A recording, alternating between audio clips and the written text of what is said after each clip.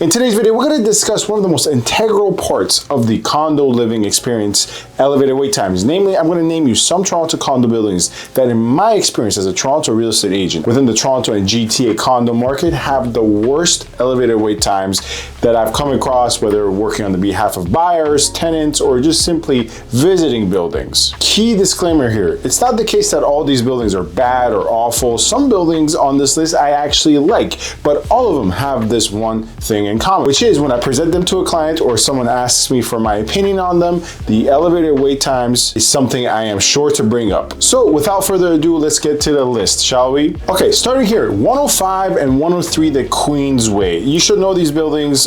You've probably come across them if you've ever been into High Park or taken Lakeshore or Gardner Expressway to Mimico. The NXT condos or Next condos. Now, these buildings are pretty passable. They have their quirks. Obviously, I wouldn't give them a perfect review, but one of the main things that always comes up whenever I'm in this building is elevator wait times. For both the 103 and the 105 side, my exposure to the 105 side has been higher, so I've noticed it more with the 105 side. Not only have I been provided with first-hand accounts of people in that building, the elevator wait times can get pretty bad, but anytime I've been in that building on a buyer showing or a tenant showing, I have seen firsthand that elevator wait times can be a problem. Not every time I've been there, but I would say probably 70 to 80% of the times I've been there. 105 the Queensway has its pros, has its cons. I would probably rank elevator wait times on the con side. Moving on, another Toronto condo building with bad elevator wait times. We go to North York, 36 Forest Manor. Now, I'm not generally a big fan of the Forest Manor condos. I think the 60s, or I think the 60 and 66 are a little bit better than the rest. They're not condos I'm keen to take clients to anyways. However, 36 Forest Manor has pretty bad, or can have pretty bad elevator wait times. Now, one key thing to mention for reference, whether it's with regards to this building,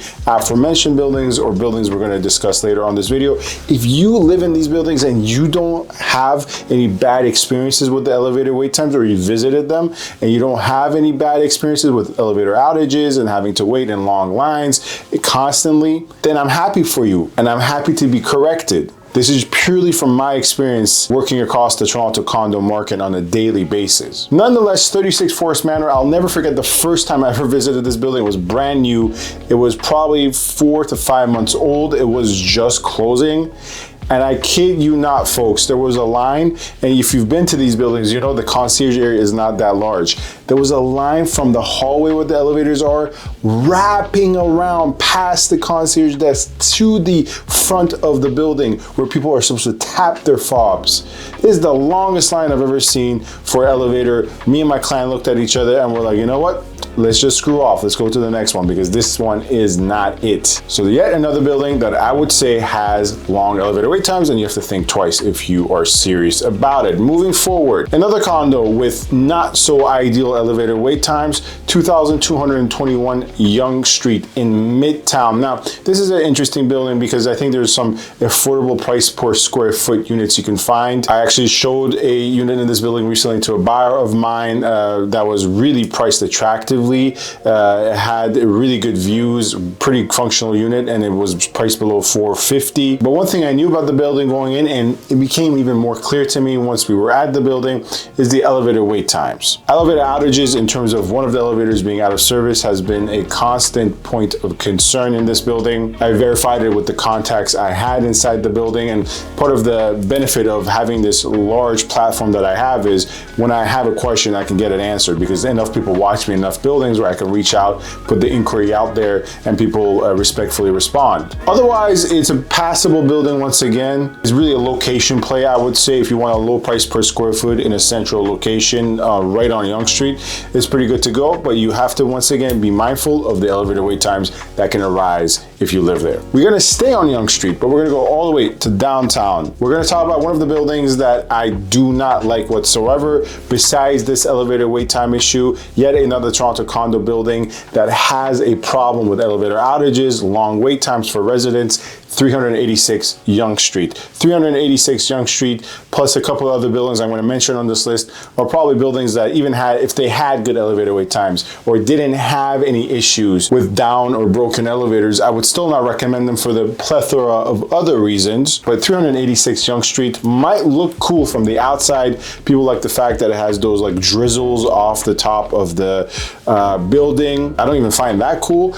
but it might look good from the outside. Just know when you're signing up for that building, you're signing up for a lot more than quiet, comfortable condo living. Part of that is the long elevator wait times. Moving forward, yet another Toronto condo building with longer than expected, longer than ideal elevator wait times. We're going to talk about 70 Temperance. 70 Temperance, every time I've been there, maybe it's just bad timing on my part. Every time I've shown that building, it's been, you know, between the hours of 3 to 6. Maybe it's just bad timing, but I've never had a good experience with the elevators there. Under elevator, in my professional opinion, you can wait such a long time in the elevator line that you might as well call your friend while you're waiting. Oh wait, you can't call your friend while you're waiting because it has horrible reception as well. There's no connectivity. Every time I'm up on some floor in 70 Temperance, which thank God it hasn't been for 2 years, because finally I had enough and I said, okay, this condo is going on a list of condos to avoid for my buyers. But nonetheless, every time I've been there in the past, we're waiting for an elevator, let's say on the 30th, 15th, 20th, whatever floor, and we can't even connect to anything.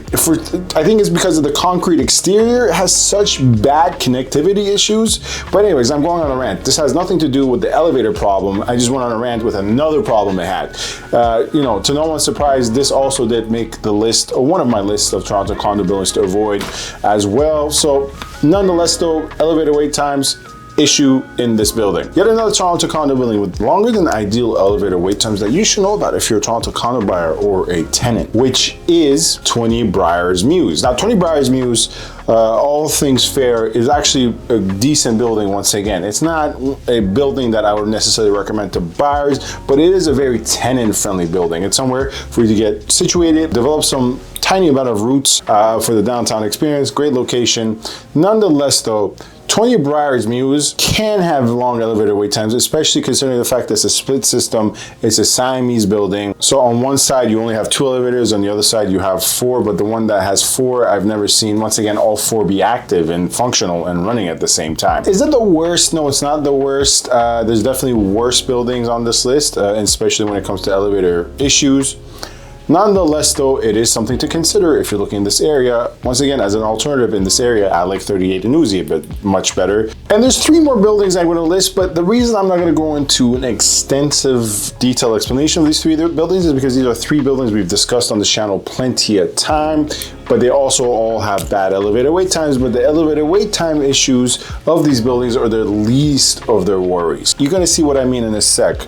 12 and 14 York, the ICE condos, the Iceboat Terrace condos in City Place, and 251 Jarvis. Now, all these addresses I just named, you should be familiar with if you're a longtime viewer, because I've talked about them extensively on this channel in not so kind terms, but you know, fair terms, I would say. And elevator issues, outages, wait times, elevators being down, waiting for the elevator for a long time are present in all these buildings. But frankly, these buildings are so bad, just in my opinion, please just keep that in mind, just in my opinion, are so bad that really elevator wait times are the least, once again, of their issues. But you know, like for instance, 15 Iceboat Terrace, if you're able to dodge like the Grey Goose vodka bottles that might be flying down on top of you from the balcony, if you're able to dodge that and traverse through that and make your way to the lobby, you'll be waiting for the elevator.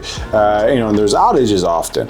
And with 251 Jarvis, you have 2 lobbies to go to, so 2 elevator trips sometimes. So elevator outages and wait times there are also an issue too. But nonetheless, that was just a initial list. There's a lot more condos I can talk about. There's also a lot of condo buildings with amazing speedy elevators that will barely have you waiting, that I can also create a video on. But hopefully this is an informative resource for you. Hopefully this was enjoyable as well, and you got to learn a little bit more about the Toronto condo stock in downtown. As always, I am Sam. Feel free to get in touch with me with any buying, selling, leasing inquiries. My link is in the bio. It's easier than ever to set up a chat. Thank you very much for watching. Stay safe and stay tuned. Thank you.